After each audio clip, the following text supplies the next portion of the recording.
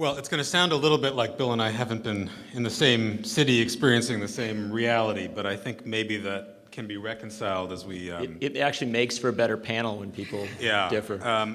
So if the measure of your politics, if what makes you a progressive is a core, passionate concern for the most vulnerable and marginalized people in our society, who in the United States of America are poor people and overwhelmingly people of color, this has been an extraordinary 4 months. So, and this is not well appreciated, just to give you a sense of the dimensions of what has been accomplished in a very short period of time. There's been the largest public expenditure on anti-poverty programs, including on the very poorest people in this country, in 40 years in this country.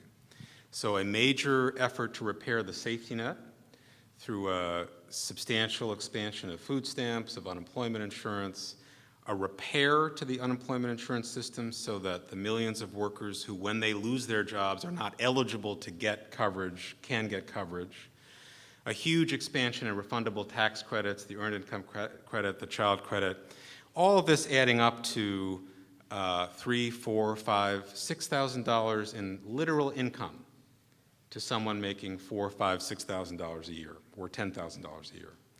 That's an extraordinary achievement, particularly given that we've had a Democratic Party that has for decades in this country run as far and as fast away from poor people as possible.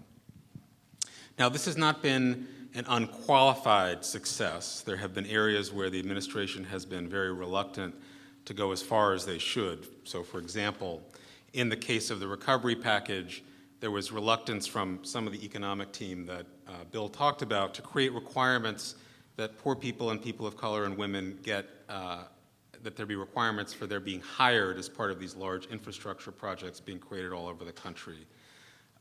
It has certainly been a stealthy agenda, meaning the administration has chosen not to lead with questions of poverty or racial justice. But for the most part, it's been a courageous one. So in the back rooms, in the negotiations where it comes down to what do you really care about, the administration has, for the most part, put their finger on the scale, on the side of the scale that's for poor people, which is an extraordinary contrast to what life was like under the Clinton administration.